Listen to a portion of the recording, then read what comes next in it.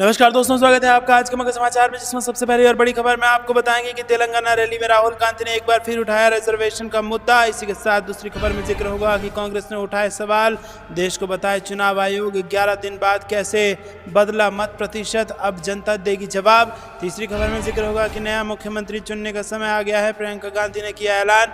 खबर में आगे ये भी बताएंगे कि लोकसभा चुनाव कांग्रेस ने पीएम मोदी से पूछे सवाल, कहा बीजेपी सरकार ने लोगों की जान को खतरे में क्यों डाल रखा है। और इसी के साथ खबर में आगे आपको बताएंगे कि वाराणसी में पीएम मोदी के आगमन के दिन ई रिक्शा चालक करेंगे अनशन, नगर निगम की खोलेंगे पोल। इसी प्रकार की तमाम बड़ी खबरें आपके लिए लेके आए हैं, लेकिन उससे पहले वीडियो को कीजिए लाइक और चैनल को सब्सक्राइब करके बेल आइकन दबाकर कमेंट में लिखिए जय हिंद। रुक करते हैं सबसे पहली और बड़ी खबर की तरफ। तेलंगाना रैली में राहुल गांधी ने एक बार फिर उठाया रिजर्वेशन का मुद्दा। जी हाँ दोस्तों, आपको बता दें कि भाजपा पर हमला बोलते हुए कांग्रेस नेता राहुल गांधी ने रविवार को आरोप लगाया कि प्रधानमंत्री नरेंद्र मोदी आरक्षण के खिलाफ हैं और लोगों से आरक्षण छीनना चाहते हैं। तेलंगाना में आदिलाबाद लोकसभा क्षेत्र के अंतर्गत निर्मल में एक चुनावी रैली को संबोधित करते हुए उन्होंने दावा किया कि चल रहे आम चुनाव दो विचारधाराओं के बीच हो रहे हैं, जिसमें कांग्रेस संविधान की रक्षा करने की कोशिश कर रही है, जबकि भाजपा आरएसएस गठबंधन इसे और लोगों के अधिकारों को खत्म करना चाहता है। उन्होंने आगे कहा कि नरेंद्र मोदी जी आरक्षण के खिलाफ हैं और वो आपसे आरक्षण छीनना चाहते हैं। देश के सामने सबसे बड़ा मुद्दा आरक्षण को 50% से बढ़ाना है। कांग्रेस नेता ने कहा कि नरेंद्र मोदी जी आरक्षण के खिलाफ हैं और वो आपसे आरक्षण छीनना चाहते हैं। देश के सामने सबसे बड़ा मुद्दा आरक्षण को 50% से बढ़ाना है। उन्होंने कहा कि कांग्रेस ने अपने घोषणा पत्र में वादा किया है कि अगर पार्टी केंद्र में सरकार बनाती है तो वो 50% की सीमा को तोड़ देगी और कोटा 50% से अधिक बढ़ा देगी। उन्होंने दावा किया कि भाजपा नेता भी आरक्षण खत्म करना चाहते हैं। रुक करते हैं अगली ब्रेकिंग न्यूज़ की तरफ। कांग्रेस ने उठाए सवाल, देश को बताए चुनाव आयोग 11 दिन बाद कैसे बदला मत प्रतिशत, अब जनता देगी जवाब। जी हाँ दोस्तों, आपको बता दें कि पहले और दूसरे चरण के चुनाव में 11 दिन के बाद मत प्रतिशत 60% से बढ़कर 66% कैसे हो गया। कांग्रेस महासचिव एवं उत्तर प्रदेश प्रभारी अविनाश पांडे ने यह सवाल उठाते हुए इसे देश की आबादी के साथ छलावा करार दिया। यूपी में चुनावी तैयारियों की समीक्षा के लिए निकले अविनाश पांडे ने प्रयागराज में अपनी 34वीं बैठक के बाद कहा कि आयोग को स्पष्ट करना चाहिए कि जो मतदान प्रतिशत वोटिंग वाले दिन फाइनल हो जाता है वो मतदान के 11 दिन के बाद कैसे बढ़ गया। भाजपा के अब की बार 400 पार के दावे पर कहा कि 2 चरण के चुनाव के बाद तस्वीर साफ हो रही है और पिछले 8 दिनों से भाजपा के शीर्ष नेताओं ने अपनी सभाओं में ये दावा करना भी बंद कर दिया है। उन्होंने कहा कि 65% मत अन्य दलों को जाता है जो इस बार कांग्रेस के साथ हुए गठबंधन का हिस्सा है और इन मतों को सिर्फ व्यवस्थित करने की जरूरत है। उन्होंने दावा किया कि कांग्रेस एवं अन्य दलों के गठबंधन की सरकार केंद्र में आने जा रही है। प्रियंका गांधी की रायबरेली से चुनाव न लड़ने के सवाल पर बोले कि उनके पास देश भर से प्रचार करने की जिम्मेदारी है जो ज़्यादा महत्वपूर्ण है। प्रियंका ने स्वयं निर्णय लिया कि वो चुनाव लड़ने की जगह चुनाव लड़वाएंगी और पार्टी के शीर्ष नेतृत्व ने इस पर अपनी सहमति भी जताई। कांग्रेस के कई प्रत्याशियों के पार्टी छोड़ने के मसले पर कहा कि विरोधियों द्वारा प्रत्याशियों को डराया धमकाया जा रहा है और खरीद फरोख्त भी हो रही है। मुख्यमंत्रियों को जेल में डाला जा रहा है और देश की जनता देख रही है कि लोकतंत्र में क्या हो रहा है और अब जनता ही जवाब देगी। महंगाई, बेरोजगारी, नोटबंदी, संवैधानिक संस्थाओं के दुरुपयोग, किसानों को उनकी उपज का उचित मूल्य जैसे मुद्दों पर मोदी सरकार पर निशाना साधते उन्होंने कहा कि देश और उत्तर प्रदेश में परिवर्तन की लहर है और इस बार यूपी की सभी 80 सीटों पर गठबंधन ने जीत के लिए पूरा जोर लगा दिया है। अविनाश पांडे रविवार सुबह संवाददाताओं से बातचीत के बाद मिर्जापुर, भदोही, जौनपुर, वाराणसी के दौरे पर निकल गए। दोस्तों, उनके साथ राष्ट्रीय सचिव भी थे। रुक करते हैं अगली ब्रेकिंग न्यूज़ की तरफ।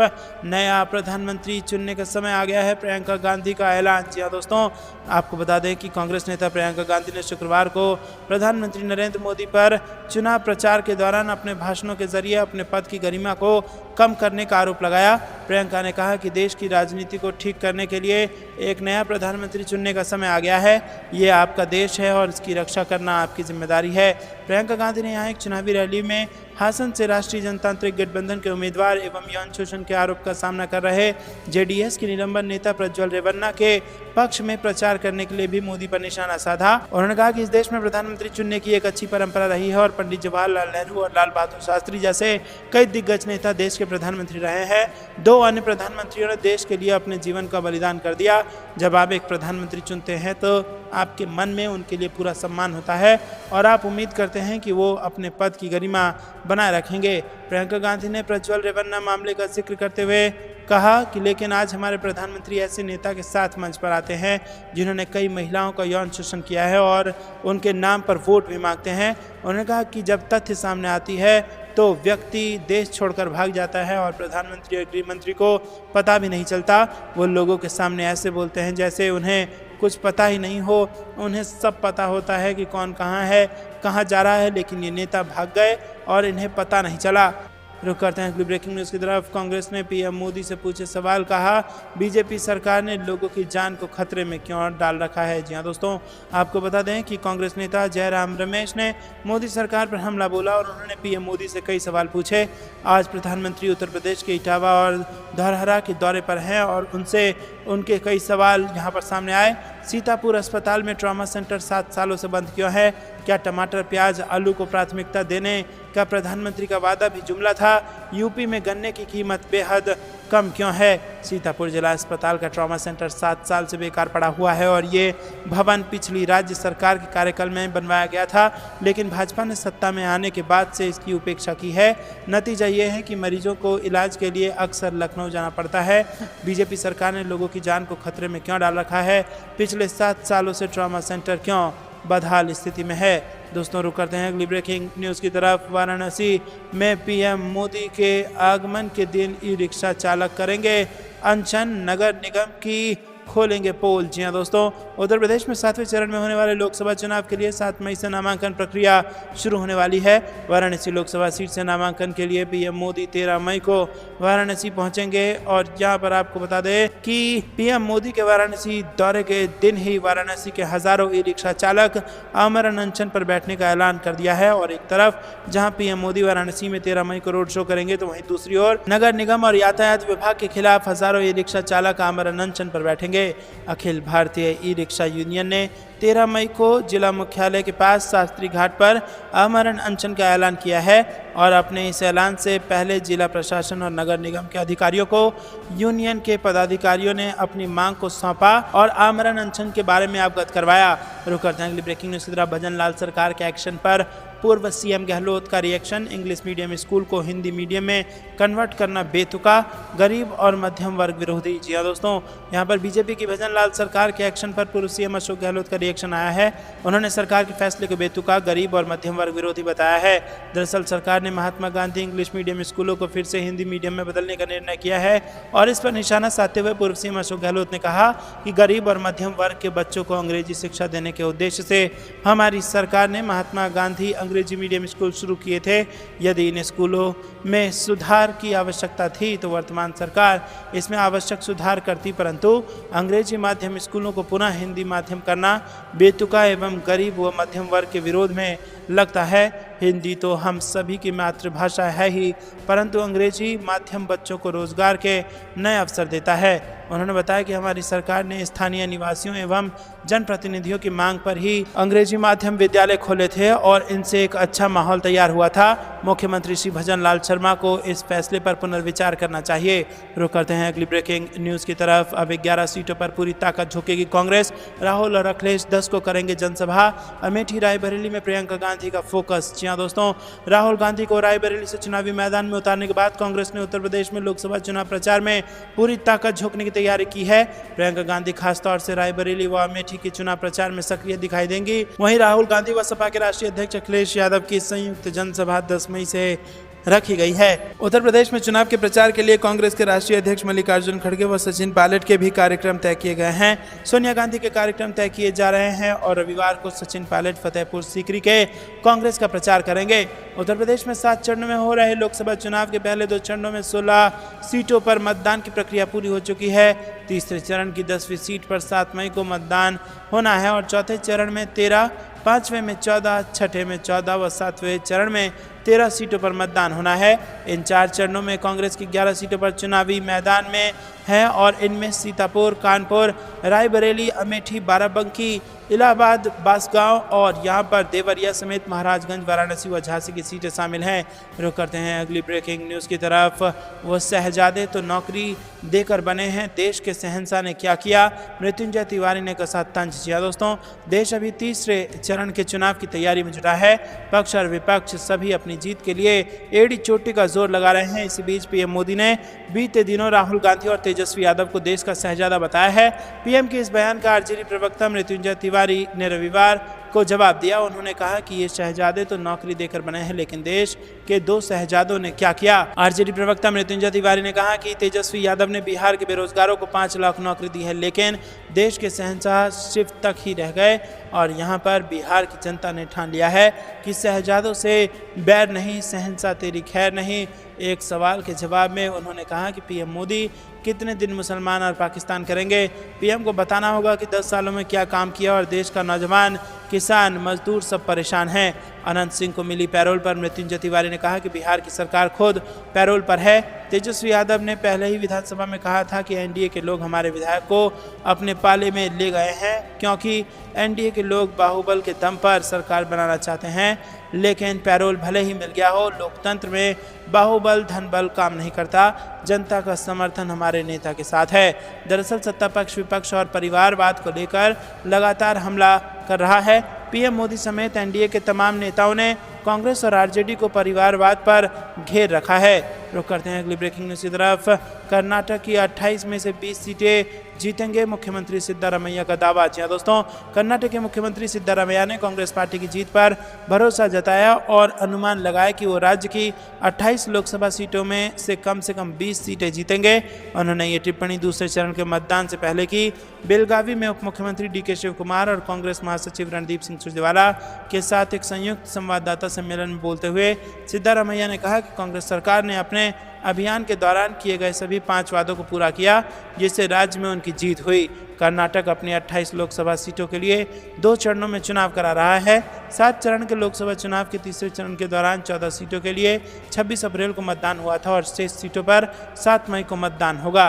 रुक करते हैं अगली ब्रेकिंग न्यूज़ की तरफ। अखिलेश यादव ने बीजेपी पर जमकर साधा निशाना और बीजेपी से पूछे 109 सच्चे सवाल, कहा जनता झूठी सरकार उखाड़ फेंकेगी। जी हाँ दोस्तों, लोकसभा चुनाव 2024 में चुनावी प्रक्रिया जारी है। 2 चरणों में चुनाव भी संपन्न हो चुके हैं। तीसरे चरण के चुनाव के लिए 7 मई को वोटिंग होनी है और इस चुनावी माहौल में राजनीतिक पार्टियां एक दूसरे के ऊपर आरोप लगाते हुए दिखाई दे रही हैं और सभी पार्टियां अपनी विरोधी पार्टियों से सवाल पूछते नजर आ रही है। सपा के राष्ट्रीय अध्यक्ष बीजेपी को लेकर बयानबाजी करते रहते हैं। यूपी में तीसरे चरण में होने वाले मतदान के पहले अखिलेश यादव ने बीजेपी को लेकर जमकर हमला बोला है। उन्होंने सोशल मीडिया साइट एक्स पर एक पोस्ट ट्वीट कर सपा से 109 सवाल पूछे हैं। वहीं इन्होंने इस सवाल का शीर्षक भाजपा की झूठी सरकार, जनता के सच्चे सवाल रखा है। समाजवादी पार्टी ने तो अपने इस 109 सवाल में कई बातों का जिक्र किया है। जी हाँ दोस्तों, आपको बता दें कि यहाँ पर भाजपा के बिना जांच परीक्षण के कोरोना का जानलेवा टीका जनता को क्यों लगवाया। वहीं पार्टी ने कोरोना वैक्सीन बनवाने वाली कंपनी से करोड़ों रुपए खाकर जनता के जीवन को जोखिम में क्यों डाला। मानकों पर बिना खड़ा उतरे अपने समर्थकों की दवाई व अन्य उत्पादों को बिकने क्यों दिया। भाजपा ने किसानों के रास्ते में कांटे क्यों बिछाए। उन्होंने किसानों पर लाठी क्यों चलाई और इसके बाद किसानों से समयबद्ध भुगतान के झूठे वादे क्यों किए। किसानों के खाद के बोरी से चोरी क्यों करी। किसानों को एमएसपी पर झूठ क्यों बोला गया। किसानों को जान से मारने की धमकी देने और फिर सच में मारने वालों को आपने साथ क्यों रखा हुआ है। और जब आप अमीरों का लाखों करोड़ों का कर्ज माफ़ करते हैं तो किसान कारोबारियों का कर्ज माफ़ क्यों नहीं किया। तो दोस्तों, ये कुछ तीखे सवाल पूछे गए हैं अखिलेश यादव द्वारा भाजपा से। रुक करते हैं अगली ब्रेकिंग न्यूज़ की तरफ। अखिलेश यादव के रोड शो में उमड़ा जनसैलाब, खुली जीप में सवार हुई डिम्पल यादव तो कार्यकर्ताओं में बढ़ा जोश। मैनपुरी में सपा मुखिया ने दिखाई ताकत। जी दोस्तों, सड़कों पर सपा कार्यकर्ताओं के अलावा कोई और नजर नहीं आ रहा था। अखिलेश यादव और डिम्पल यादव थोड़ी देर तक रथ की छत पर रहने के बाद बस के अंदर चले गए और खिड़की से कार्यकर्ताओं का उत्साह बढ़ाते रहे। बस में उनके साथ बेटी अदिति यादव, पूर्व सांसद धर्मेंद्र यादव, पूर्व सांसद तेज प्रताप यादव, विधायक ब्रजेश कठेरिया, जिला अध्यक्ष आलोक शाक्य, पूर्व विधायक राजकुमार यादव भी मौजूद रहे। रुक करते हैं अगली ब्रेकिंग न्यूज की तरफ। कांग्रेस ने जेपी नड्डा, कर्नाटक बीजेपी चीफ बीवाई विजेंद्र और अमित मालवीय के खिलाफ दर्ज कराई शिकायत। जी हाँ दोस्तों, कांग्रेस ने रविवार को भाजपा प्रमुख जेपी नड्डा के खिलाफ शिकायत दर्ज कराई है। नड्डा के अलावा पार्टी के कर्नाटक अध्यक्ष बीवाई विजेंद्र और यहाँ पर सोशल मीडिया प्रभारी अमित मालवीय को भी केस में आरोपी बनाया गया है। कांग्रेस ने आरोप लगाया कि कर्नाटक भाजपा ने अपने एक्स हैंडल से एक वीडियो शेयर किया है और वीडियो में कथित तौर पर अनुसूचित जाति और अनुसूचित जनजाति के सदस्यों को एक खास वर्ग के उम्मीदवारों को वोट नहीं देने के लिए धमकाया जा रहा है। कांग्रेस ने आगे कहा कि इस वीडियो को फैलाने का मकसद अनुसूचित जाति अनुसूचित जनजाति समुदाय के सदस्यों के खिलाफ शत्रुता, घृणा और दुर्भावना की भावना पैदा करना है। ये वीडियो आदर्श आचार संहिता का उल्लंघन है।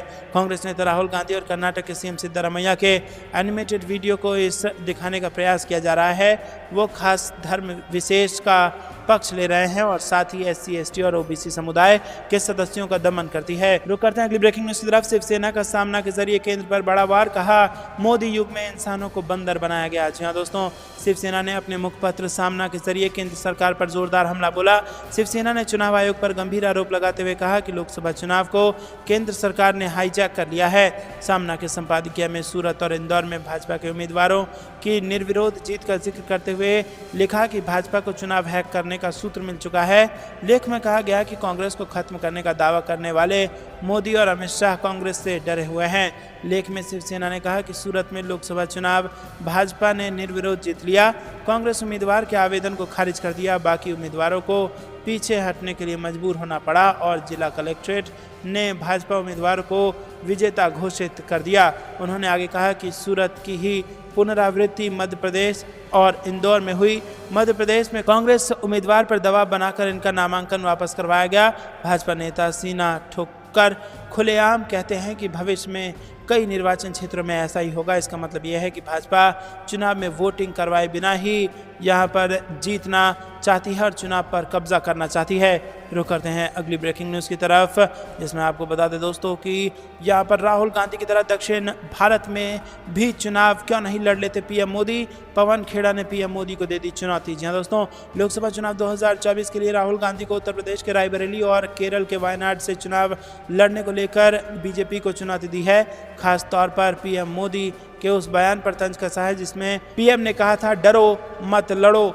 दोस्तों आपको बता दें कि पश्चिम बंगाल में एक चुनावी जनसभा को संबोधित करते हुए पीएम मोदी ने राहुल गांधी के रायबरेली से चुनाव लड़ने पर तंज कसते हुए कहा था कि डर कर भाग गए। इस पर पवन खेड़ा ने शनिवार को कहा कि पीएम मोदी को डरने की जरूरत नहीं है। कांग्रेस नेता पवन खेड़ा ने कहा कि हम पीएम मोदी से कह रहे हैं कि डरो मत, दक्षिण से लड़ो। जैसे राहुल गांधी में दक्षिण और उत्तर से लड़ने की हिम्मत है, मोदी जी दक्षिण से जाकर क्यों नहीं लड़ते? वो देश के प्रधानमंत्री हैं, वो हिम्मत क्यों नहीं दिखाते? वो दक्षिण से इतना डरते क्यों हैं? पवन खेड़ा ने मीडिया को संबोधित करते हुए कहा कि पीएम मोदी की नींद हार के डर की वजह से उड़ गई है। वो पहले 18 घंटे जागते थे, अब 23 घंटे जागते हैं और कुछ दिनों बाद 24 घंटे भी जागेंगे। उन्होंने कहा कि पहले और दूसरे चरण के मतदान के बाद उनकी नींद उड़ गई है। उन्होंने कहा कि इस देश में हर घंटे 4 युवा सुसाइड कर रहे हैं और उन्होंने 10 साल पहले देश की जनता के सामने जाकर वोट मांगे थे और अब 10 साल बाद गारंटी देकर वोट मांग रहे हैं। रुक करते हैं अगली ब्रेकिंग न्यूज़ की तरफ। मोदी सरकार आई तो संविधान, लोकतंत्र और आरक्षण, लालू यादव ने बोला पीएम मोदी पर हमला। जी हाँ दोस्तों, आपको बता दें कि रविवार को दरभंगा में चुनावी सभा को संबोधित करने पीएम आए थे। चुनावी सभा के जरिए लालू यादव और तेजस्वी यादव पर जमकर निशाना साधा। पीएम के आरोपों पर पलटवार करते हुए लालू यादव ने सोशल मीडिया प्लेटफॉर्म एक्स के जरिए जोरदार हमला किया। आरजेडी के राष्ट्रीय अध्यक्ष लालू यादव ने एक्स पर पोस्ट डाला कि उसमें उन्होंने प्रधानमंत्री मोदी पर फिर से 10 आरोप लगाए और उन्होंने सोशल मीडिया प्लेटफॉर्म पर लिखा है कि ये चुनाव मरने की नहीं, जिंदा रहने की लड़ाई का चुनाव है। देश की 140 करोड़ जनता गंभीरता से ये सोच रही है। लालू यादव ने एक्स पर 10 बिंदुओं में लिखा है कि अगर मोदी सरकार आया तो संविधान खत्म कर देगी, मोदी सरकार आई तो लोकतंत्र खत्म हो जाएगा, मोदी सरकार आई तो आरक्षण समाप्त हो जाएगा, मोदी सरकार आई तो युवा बिना नौकरी मर जाएगा, मोदी सरकार आई तो नौजवान बिना रोजगार मर जाएगा, मोदी सरकार आई तो आम आदमी महंगाई से मर जाएगा। तो दोस्तों यहाँ पर आपको बता दें कि लालू यादव ने मोदी सरकार पर गंभीर आरोप लगाते हुए यहाँ पर आरोप लगाने के बाद जवाब भी दिया है। रुक करते हैं अगली ब्रेकिंग न्यूज़ की तरफ। देश की सबसे बड़ी बेशर्म पार्टी है बीजेपी, सभी भ्रष्टाचारियों को अपने साथ मिला लिया, बोले संजय सिंह। जी हाँ दोस्तों, लोकसभा चुनाव के बीच आम आदमी पार्टी के राज्यसभा सांसद संजय सिंह ने भाजपा पर जमकर निशाना साधा और कहा कि बीजेपी देश की सबसे बड़ी बेशर्म पार्टी है। देश के सारे भ्रष्टाचारियों और घोटालेबाजों को उन्होंने अपने साथ ले लिया है। संजय सिंह ने कहा कि यह दिखाता है कि बीजेपी और प्रधानमंत्री नरेंद्र मोदी को भ्रष्टाचार से नहीं बल्कि भ्रष्टाचार से लड़ने वाले लोगों से दिक्कत है।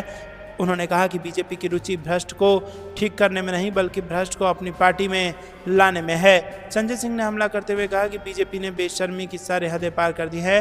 उन्होंने कहा कि बीजेपी ने एक एक करके सारे भ्रष्टाचारियों को अपने साथ मिला लिया है। उन्होंने नाम गिनाते हुए कहा कि अजीत पवार, अशोक चौहान, हेमंत बिस्वा शर्मा, जनार्दन रेड्डी समेत कई बड़े भ्रष्टाचारियों को अपने साथ इन्होंने मिला लिया। रुक करते हैं अगली ब्रेकिंग न्यूज़ की तरफ।